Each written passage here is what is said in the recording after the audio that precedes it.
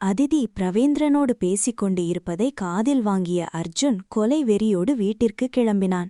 அதிதி பிரவேந்திரனை பார்த்து, நீங்க திடீர்னு இப்படி ஒரு விஷயம் சொல்லுவீங்கன்னு நான் எதிர்பார்க்கல. ஆனா எனக்கு சில கடமைகள் இருக்கு. எங்க அப்பா வாங்கின கடனை மோகன் அங்கிள் தான் கட்டியிருக்காரு. அவருக்கு நான் பணத்தை திருப்பி கொடுக்கணும். அதுக்கு முன்னாடி எந்த பிரச்சனையும் இல்லாம என்னோட படிப்பு முடிக்கணும்.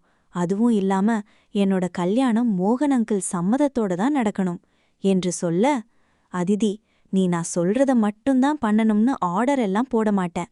உன்னோட விருப்பம்தான் என்னோட விருப்பமும். நீ யோசிச்சு நல்ல முடிவு சொல்லு. உனக்காக எவ்வளவு நாள் வேணாலும் காத்துட்டு இருப்பேன் என்றான்.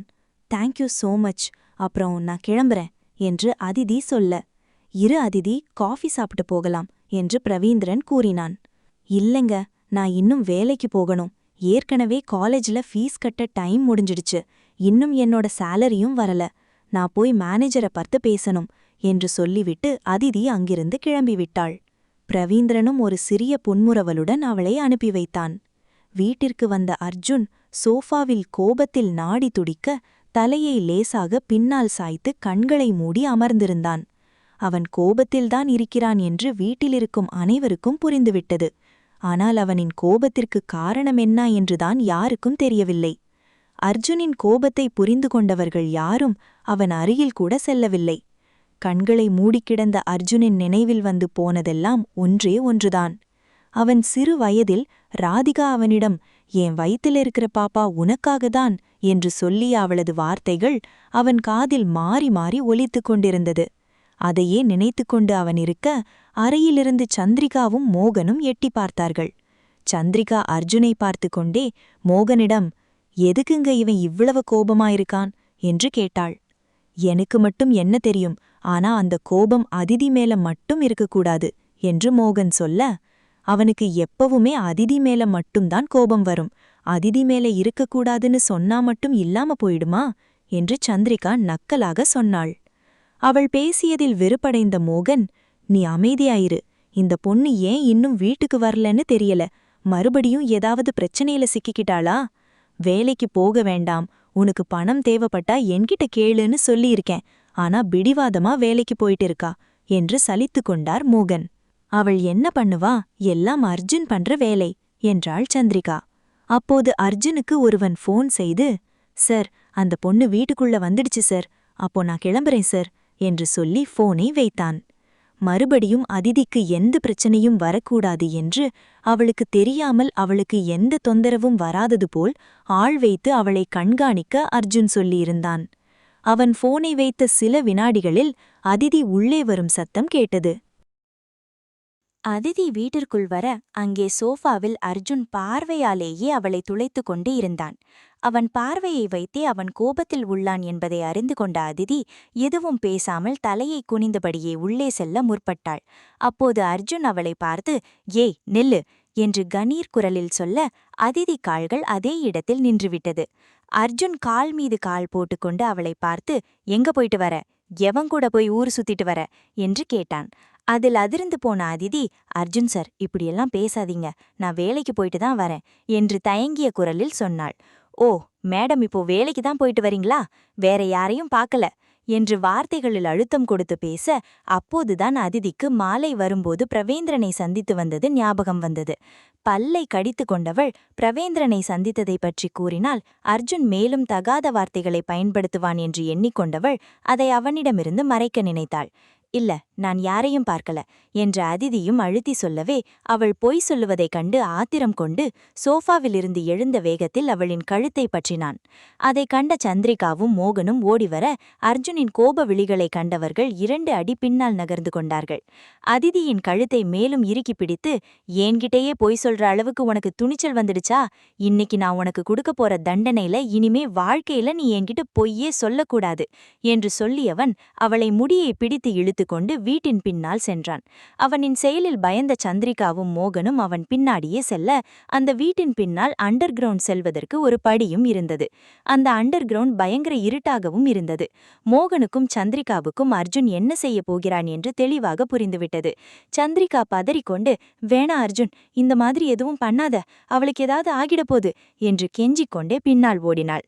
மோகனும் அர்ஜுனை பார்த்து, அர்ஜுன் நில்லுகா, அந்த பொண்ணை விடு என்று அவரும் கேட்டுக்கொண்டே வர, அர்ஜுன் யார் சொல்லையும் காதில் வாங்கிக் கொண்டவனாக தெரியவில்லை.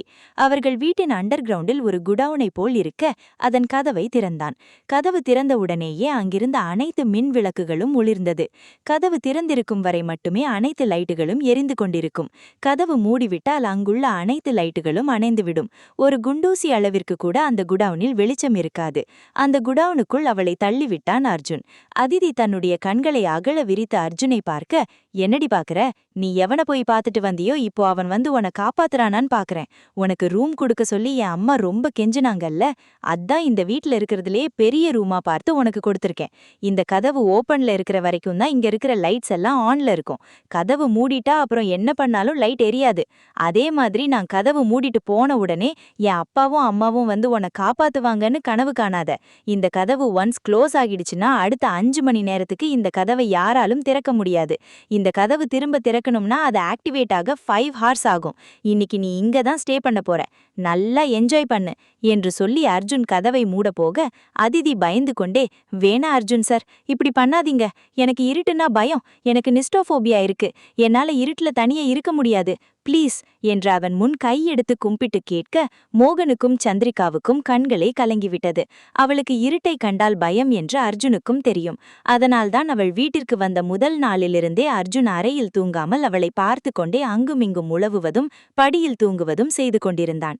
இன்று அவள் யாரோ ஒருவனுக்காக தன்னிடம் பொய் சொல்கிறாள் என்பதை தாங்க முடியாமல் அவளை இங்கு அடைத்து வைக்கும் அளவிற்கு வந்துவிட்டான்.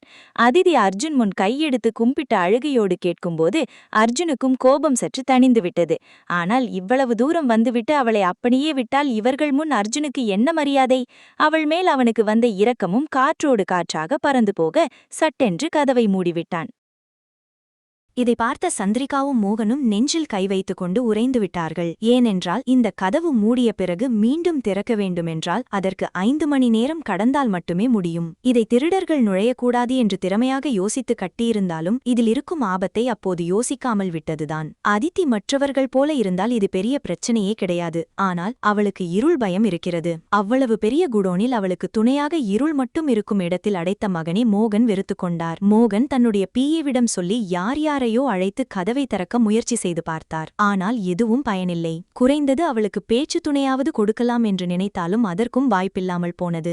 வெளியில் என்ன நடந்தாலும் உள்ளே கேட்காது, உள்ளே என்ன நடந்தாலும் வெளியே கேட்காது. அதிர்ச்சியில் சந்திரிகா மயங்கி கீழே விழ மோகன் அவளை தூக்கிக் கொண்டு வீட்டிற்குள் வந்தார். தூக்கத்தில் இருந்த சந்திரிகாவுக்கு உள்ளே சிக்கியிருந்த அதித்தி இருட்டை கண்ட பயத்தில் மூச்சு திணறி அவளின் இதயமே வெடிப்பது போல கனவு வந்து அலறிக்கொண்டே எழுந்தாள். சந்திரிகா அருகிலிருந்த மோகனின் கையை பிடித்து, என்னங்க, எப்படியாவது அதித்தியை வெளியில கொண்டு வாங்க, அவளுக்கு உள்ள என்ன நடந்துச்சோ, எனக்கு ரொம்ப பயமா இருக்கு என்று சொல்லி அழுதாள். ஆனால் மோகன் தன்னால் முடிந்த அளவு போராடிவிட்டார். அவருக்கும் இதற்கு மேல் என்ன செய்வது என்று தெரியவில்லை. அண்டர் கிரவுண்ட் குழானின் கதவை அடைத்த பின் அர்ஜுன் யாரையும் கண்டுகொள்ளாமல் தன் அறைக்கு சென்று விட்டான். கதவை அடைத்தவுடனே உள்ளே சிக்கிக் கொண்ட அதித்திக்கு இருளில் தன் அருகில் யாரோ இருப்பது போலவே பிரம்மை தோன்ற அவளினும் பதட்டம் அதிகமானது. அந்த குடோனில் பழைய கார்கள் நின்று கொண்டிருந்தது. அவள் பயத்தில் நின்று கொண்டிருக்க அந்த குடோனில் ஏதோ சத்தம் கேட்டது. வெளியில் இருக்கும் எந்த சத்தமும் உள்ளே கேட்காது. அப்படி இருக்க இது என்ன சத்தமாக இருக்கும் என்று அதித்தி யோசித்துக் கொண்டு நின்றிருந்தாள். அது எலியாக இருக்குமோ இல்லை அதுவும் தன்னுடைய கற்பனையா என்று சந்தேகத்துடன் நெஞ்சில் அடிக்கும் படபடப்பை கை வைத்துக் கொண்டு பயத்திலிருந்தாள். அப்போது அதித்தி லேசாக காலை நகர்த்த அப்பொழுது அருகிலிருந்த ஏதோ ஒரு பொருள் அவள் காலில் தட்டுப்பட அதித்தி துள்ளி குதித்தாள். அப்படி குதிக்கும்போது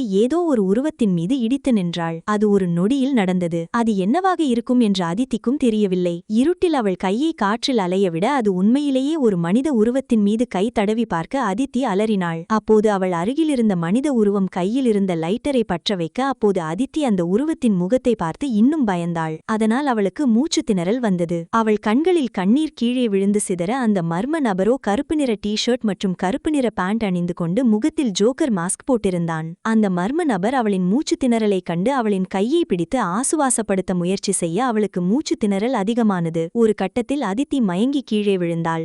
மயங்கி கீழே விழுந்தவளை தன் மடியில் வைத்துக்கொண்டு தன்னுடைய முகத்தில் இருந்த மாஸ்கை கழட்ட அது அர்ஜுன் தான். இந்த குடோனுக்குள் வர வீட்டில் இருப்பவர்கள் யாருக்குமே தெரியாத ரகசிய வழியை அர்ஜுன் உருவாக்கி வைத்திருக்கிறான். அவன் பள்ளி பருவத்தில் இருக்கும்போது இங்கிருக்கும் காரை ஓட்டி பார்க்க ஆசைப்பட்டு அவன் அப்பாவிடம் கேட்கும்போது அதற்கு அவர், நீ சிறுவன், நீ கார் ஓட்டக்கூடாது என்று மறுத்துவிட்டார். அப்போது இங்கிருக்கும் காரை எடுக்க யாருக்கும் தெரியாமல் ரகசிய வழியை ஏற்படுத்தி இந்த குடோனுக்குள் வந்தான். வந்த பிறகுதான் இங்கு உள்ள கார் எதையுமே எடுக்க முடியாது என்று தெரிந்து அமைதியாகி விட்டான். ஆனால் அன்று ஏற்படுத்திய வழி இன்று அவனுக்கு சாதகமாக அமைந்தது. மயங்கி கிடந்த அவளை தன் மடியில் வைத்து பார்த்து கொண்டிருந்தவன், உன்னை மிரட்டணும்னு தாண்டி நினைச்சேன், கொல்லணும்னு நினைக்கல. ஆனா உன்னை இப்படி டார்ச்சர் பண்றதும் நல்லாதாண்டி இருக்கு என்று மயங்கி கிடந்தவளை பார்த்து முணுமுணுத்து கொண்டிருந்தான். வீட்டில் சந்திரிகா அர்ஜுனின் அறை கதவை தட்டி கொண்டிருந்தாள். அர்ஜுன், கதவை திறடா, உனக்கு என்னதாண்டா ஆச்சு? அவளை எப்படியாவது காப்பாத்தணும் என்று அழுது கொண்டே கதவை தட்ட மோகன் அவளின் தோள்களை ஆறுதலாக பிடித்து, சந்திரா, அவன் வெளியில வந்தா கூட அந்த அண்டர் கிரவுண்ட் குடோன் கதவை எப்படி திறக்க முடியும்? நீ கொஞ்ச நேரம் அமைதியாயிரு என்றார். அந்த இருட்டு குடோனில் மாட்டிக்கொண்ட அதித்தி லேசாக மயக்கம் தெளிந்து எழுவதை பார்த்து அர்ஜுன் உடனே தன்னுடைய ஜோக்கர் மாஸ்கை அணிந்து கொண்டான். அதித்தி அவனின் முகத்தில் இருந்த ஜோக்கர் மாஸ்கை பார்த்து பயந்து பின்னாடியில் நகர்ந்து கொண்டே, நீ யாரு? திருடனா? எப்படி உள்ள வந்த? உனக்கு என்ன வேணும் என்று கேட்டாள். அர்ஜுன் ஏதும் பேசாமல் தன்னுடைய கைகடிகாரத்தை பார்த்துவிட்டு, ஒன்னும் வேண்டாம், நீ உன் கண்ணை நல்லா மூடிக்கோ, நான் இங்கிருந்து கிளம்ப போறேன் என்றான். அதித்தி பயந்து கொண்டே போறதுக்கு முன்னாடி அந்த லைட்டரை கொடுத்துட்டு போக முடியுமா என்று கேட்க அவன் கையில் கொடுத்தான்.